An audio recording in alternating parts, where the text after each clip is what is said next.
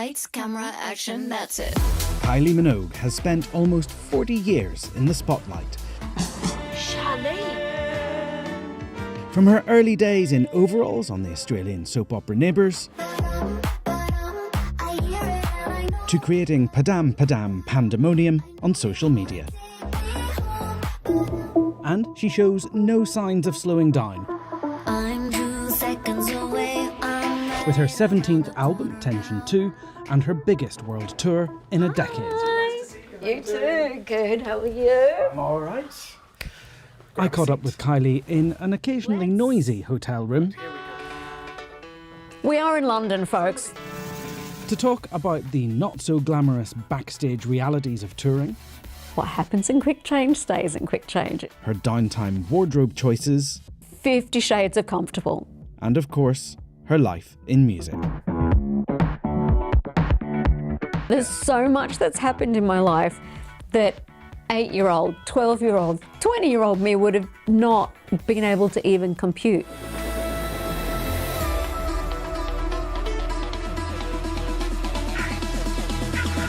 Lights, camera, action, that's it. So lights, cameras. Action! That's it. Lights, camera, action, that's it. Kylie Minogue, Hi, how are you? I'm good. We have a new album, Tension 2, the sequel. Yeah. More I've tension. Do you know, I haven't had a sequel before. I look stellar tonight, my arm. In pop, you're supposed to reinvent yourself with every album, but you're extending this era that began with Padam I'm Padam. really stretching it out. Yeah. What it definitely was the first viral hit that I've had. Yeah. And Is that weird? more than weird, I'd just say it was wonderful. Kind of as fast as I could scroll, it felt like there's a new meme and people's creativity blew my mind. That in itself has opened so many doors and, you know, being played on different radio stations and got then a the whole Grammy. kind of, and a Grammy. Yeah. It's crazy. You look like fun to me. I think after Padam and Tension, lots of good songs came to me and I couldn't say no. Enjoying this sound while you still can. Yeah. Padam and Tension just opened a lot of doors for me. And I really look at it like, not that I'm a surfer, but I have caught a wave once in my life. I was on a longboard. It was slow, it was steady. And I just remember I had to kind of look where I was going, but remember to look up. And that's how I feel about this, where I currently am at. It's like, it's exhausting paddling and missing a wave. So to have caught this wave, I really want to ride it and enjoy the view at the same time. You've been very lucky because you've caught a lot of waves in your career. Sometimes I've that taken a few paddling doesn't go stacks anywhere. as well. I reckon. I've been dumped a few times by some waves. Let me take you back to the start of your career, Wow. Okay. because I think to a lot of people, you are an actress who became a singer. You're disturbing the whole street with a carry-on. And it is Sunday morning. I don't hear anyone else complaining, you old bag. In my day, you'd have received a good hiding for talking to your elders like that. But you made a demo tape before you joined the cast of Neighbours. When I was 16, I mean, I made, you know, like minimum wage as an actor, but that was as good. And I used that money to have singing lessons. Logically, was doing the demo cassette was to potentially get more acting roles. You know, can you water ski? Sure. Can you paraglide? Yeah. Can you sing? Yeah, here's a tape. So that's kind of why I did it. But I know I was a pop fan, so that was like a pipe dream to me. Do you see yourself as a singer or an actress? What do you want to be? Both. But eventually you're going to have to come down and decide to be one thing or the other. Eventually, You see, pop singing and being a hit maker, that can't last as long as being an actress. can it? no, true. I guess with acting, you can only keep on learning and developing new skills. So, I really don't know. I can only sort of think a week ahead. Because I know you and your brother and sister used to perform Grease Lightning in the front room. We would do that. Grease that thing, girl, grease that thing. The same front room where the record player was, so we could do that along to the vinyl. I played Donna Summer Bad Girls a lot.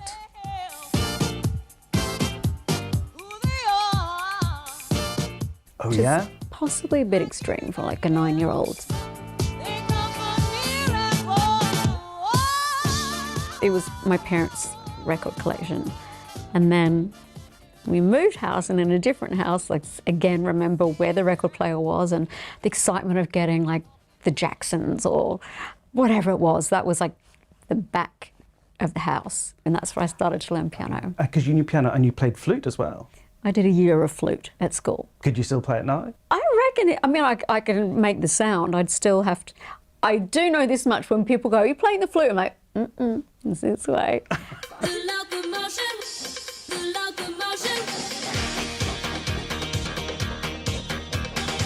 Everybody's doing a brand new dance now. Come on, baby, At the start of your career, people were pretty mean about At times, yes. about your singing voice and Yeah. about all sorts of stuff. It wasn't cool. People were, some of them were as nasty as they were, and especially, and that's not some kind of invisible person behind a keyboard. This is, you know, these were journalists with bylines. grown adults who kind of should have known better. So, yeah, it's unfortunate, but that was then, and here we are now.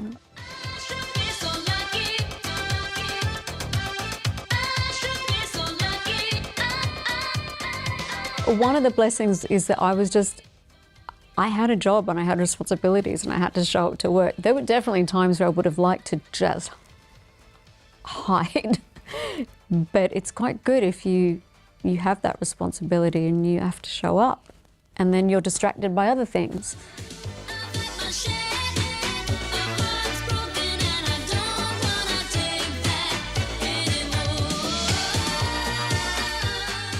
I am really proud of the experience that I have now, like the toolbox I have. And you know, sometimes against the current that felt like it was going against you. I've said against twice, but you know, trying to get upstream when it's... Yeah, to go back to People- that surfing metaphor, to get back on the board Yeah. after you've wiped out. Yeah. I don't think you ever wiped out.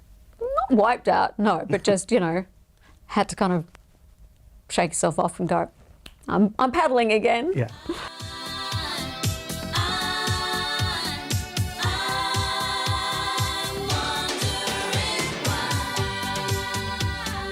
I still love you. Should've said why.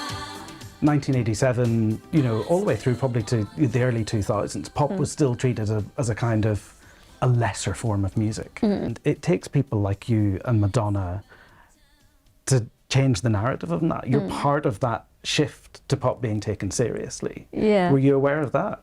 Maybe not at the time that I was part of that, but I was just, you know, it's like going from the days of Neighbours. Here's your script, here's what you do. There's no time, like red lights on, go, and think about the consequences later. And I'm still kind of programmed like that.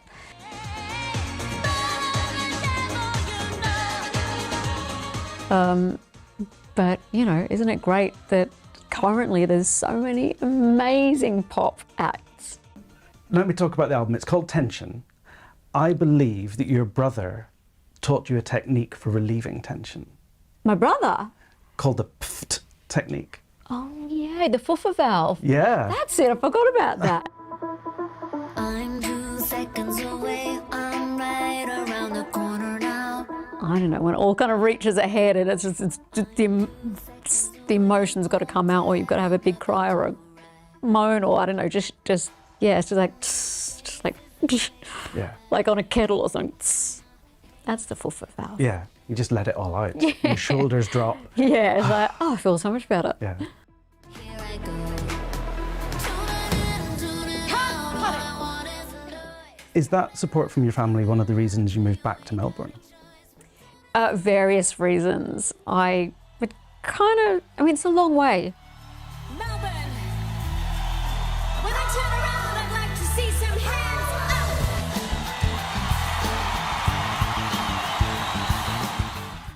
up. It's a schlep to get there. And when COVID hit, I remember just hearing no planes and thinking, what if I never get back? What if I never get back there? Like extreme thoughts. So yeah, that's COVID was a kind of a motivator for that. We're a million miles apart in 1,000 ways. Self-recording has changed everything for me. And that's something you started on the disco album. Yeah. During lockdown. At my kitchen bench going, come on, like, there's 8-year-olds doing this in their bedroom. You got to be able to do it. But it's interesting how much it's changed for me.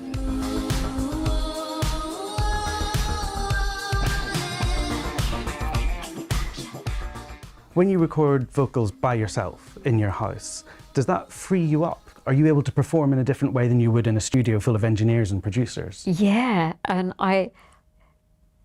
it's not a regret, but I would have loved it if someone had suggested that to me a long time ago. I used to just be like only really have a microphone in the studio or at a sound check or doing a show, and it was kind of like this. I mean, I love it. It's like it's almost like your power as well. But to spend so much time with my microphone and my voice and what happens with the microphone, it's honestly, it's like opened this portal of understanding and ownership of it and being less afraid. And so when I'm recording myself, I can annoy myself because I just do so many I go on and on and on. I mean, I've recorded in really weird places, so many kind of side tables of hotel rooms, and It's quite I can freeing, record at isn't 3 in the morning, 8 in the morning. You need that? Sure, I'll send it to you. So it's just been brilliant.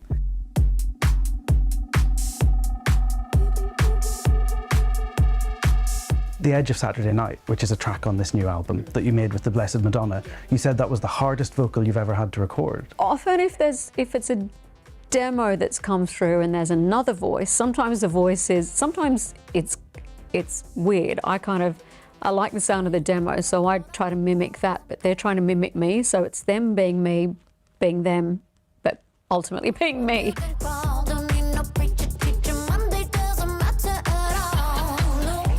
Start again, shake the lights, swell the rhythm, but you saved my life. Now it's 11:59. We're on the edge of a Saturday night. Well, that takes me to the single, Lights, Camera, Action, because that's kind of about putting on your glam and stepping out for the night.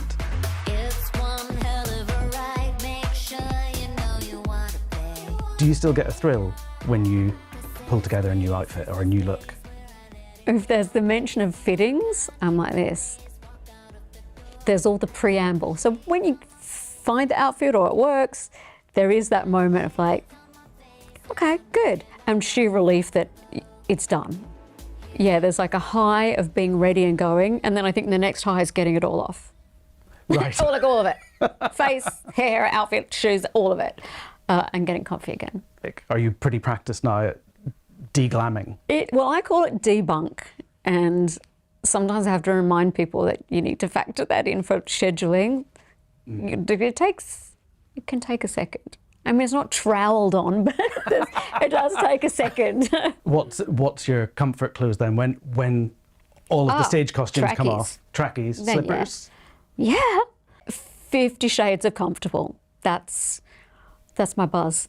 I always have this vision that you go home after a gig and you pour yourself a glass of Kylie Rosé, spritz the room with some Kylie perfume, and go to bed underneath your Kylie I just duvet. brand right before sleep. No, it's probably a really very worn pair of track pants and, that one T-shirt. T-shirts kind of have, there's one that just, I don't know, it's in favour. Your and go-to. That's the T-shirt for those 6 months, and then something happens and it's the next one, and that's the T-shirt for 6 months. okay, now I've got butterflies. Makes me wonder about the fast changes that you do on stage, because you have 7 or 8 outfits per show. And That's sometimes stressful. you're in and out of them in under a minute. How does that happen practically? I'm going to confess, a lot goes on in the quick change. I might swear a lot. I apologized not that long ago. Like, it's frantic. It's really stressful, and it just takes one thing to go wrong and you're all freaking in the quick change. You know, passed by a wardrobe on a gig I did recently, and I just said, I'm a despicable human being, I'm so sorry. And they're like, what happens in quick change stays in quick change. But to apologise in the moment, that says something about who you are. No, I apologised afterwards. Right. There was no time in the moment. I back out. Yeah. And I heard a rumour that sometimes in the quick change you down a couple of oysters. I've tried all sorts of different things, a bit of banana, some little, it's like I need some, a banana's good. And Potassium fast. gives you energy. Yeah. To not gum up the mouth though a little bit when you're singing. There's nothing gets stuck, that's good. I don't know, someone mentioned an oyster one time, so yeah, I have down to Chucked some an oyster. oysters. It's just for time and ease.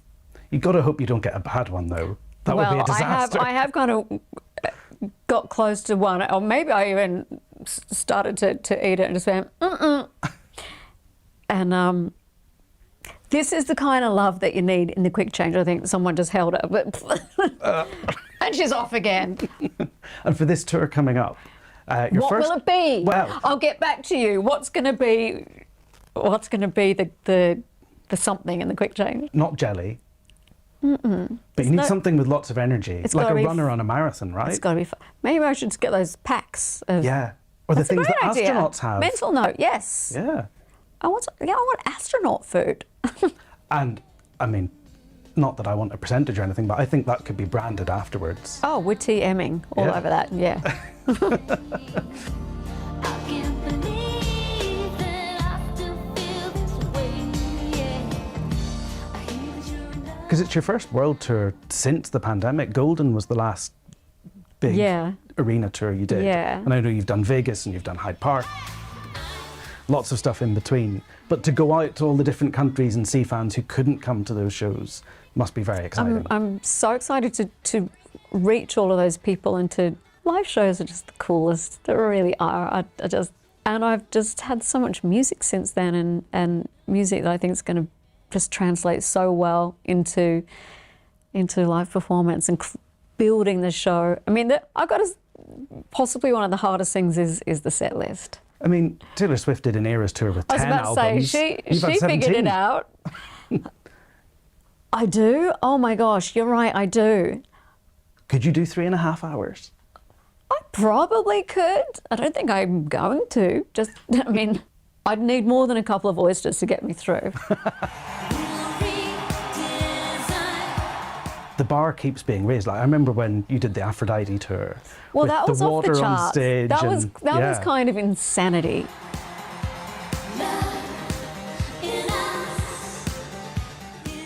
Like we knew it at the time and we did it anyway, but looking back, why would you travel like precision fountains? Why would you do that? But it was amazing.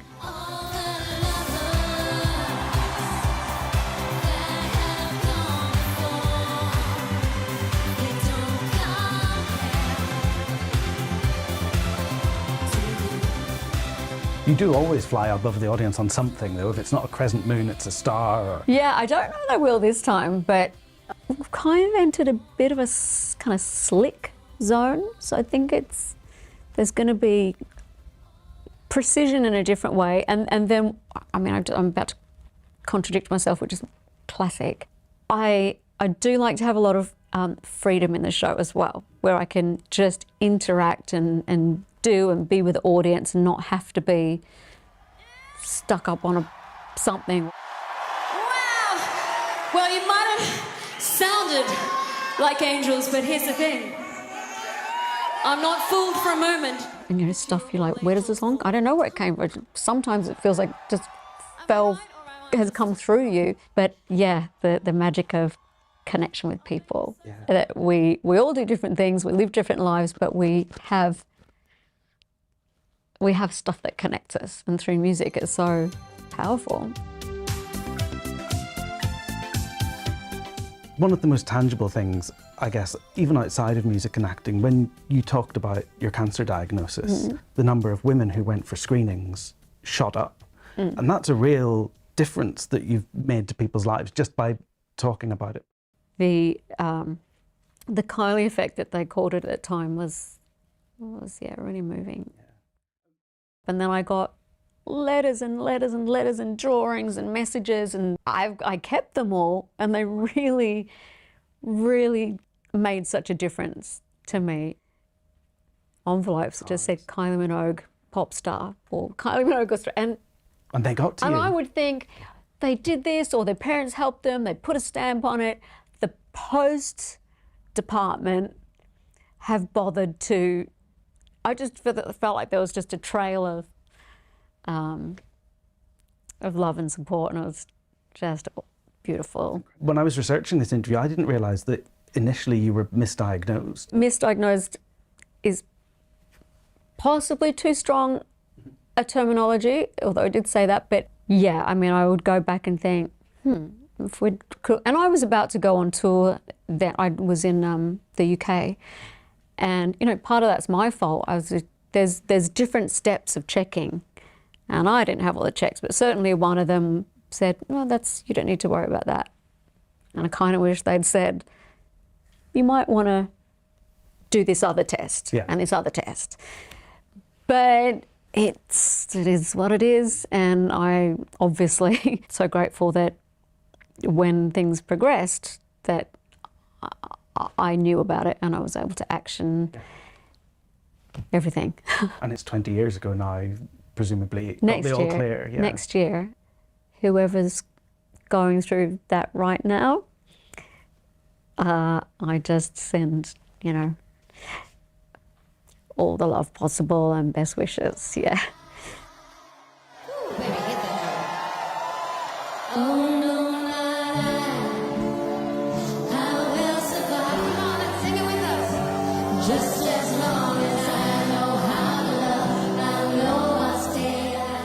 In March, you were in America and you went on stage with Madonna.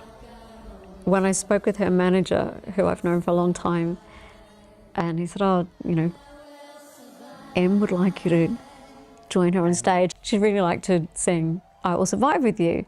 And the reasoning for that is she lost her mother to breast cancer. She knows of some of my story. And we're women who have survived the industry. And so it was this kind of acknowledgement and celebration of that. And there I was on stage with Madonna, so it's kind of mind-blowing. Yeah. If you told the 16-year-old you who made that demo tape... forget about it. There's so much that's happened in my life that 8-year-old, 12-year-old, 15-year-old, 20-year-old me would have not been able to even compute. You're going to meet Prince one day. You're going to go to Paisley Park. He's going to write a song for you.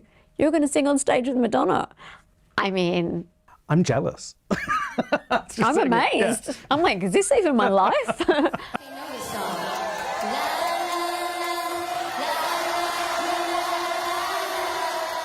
Really random but fast question. Kathy Lett, who's a good friend of yours, says that you're a champion Scrabble player. What's the best word you put down? She's given me two, I don't know, some sneaky little, you know, 3 words out of a word.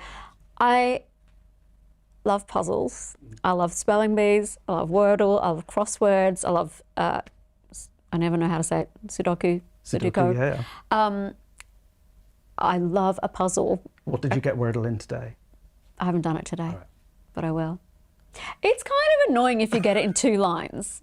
Oh, really? That's the goal, surely. No, I want more of the, I want it to be more of the challenge. Like, get to the pointy end, get done. Well, like everything's at stake. You want it to be risky. Yeah, I'm living on the edge, people. We've always got to have a challenge, right? There's Right. always one right around the corner. I know your challenge right now is because they're going like, Winding you me up. gotta wind it up. Yep. I can Right. sense it. Kylie, I know you got to go. Thank you so much. Thank you. That was a really enjoyable chat. We covered a lot of ground. Yeah.